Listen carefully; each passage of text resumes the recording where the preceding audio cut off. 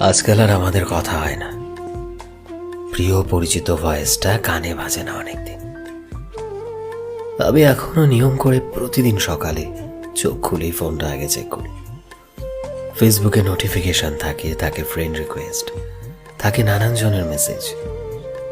আমি রিকোয়েস্ট অপশনে গিয়ে তার নামটা খুঁজি।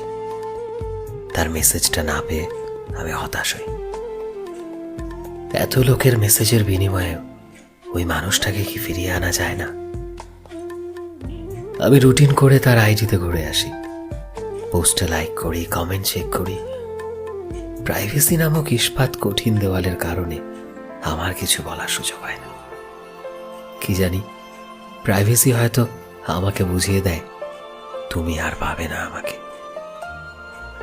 এই এরিয়াতে তোমার জায়গা নেই। আমি প্রতিজ্ঞা করি যে তাকে ছাড়াই ভালো থাকব। তাকে ভুলে যাওয়ার জন্য ব্যস্ত হই। ব্যস্ততা শেষ হলেই আবার হাহাকার বাড়ে।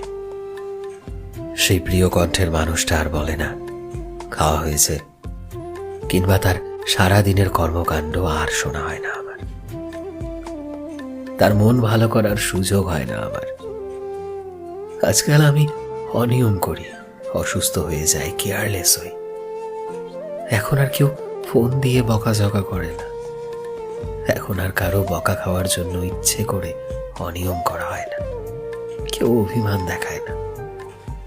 সন্ধ্যা হয়, রাত আরো গভীর হয়।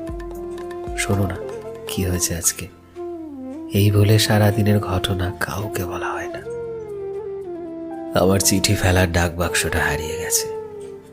আমার দেয়ালে দেয়ালে বিজ্ঞপ্তি দিতে ইচ্ছে করে, চিৎকার করে বলতে ইচ্ছে করে আমার ডাক বাক্সটা হারিয়ে গেছে, আমার মানুষটা চলে গেছে।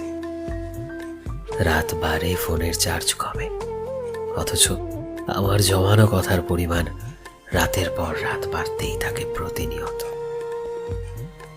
জমানো কথা দীর্ঘ নিঃশ্বাস চেপে রেখে আমি ভিজে ওঠা বালিশে ঘুমিয়ে পড়ি, কারণ আজকাল আর আমাদের কথা হয় না।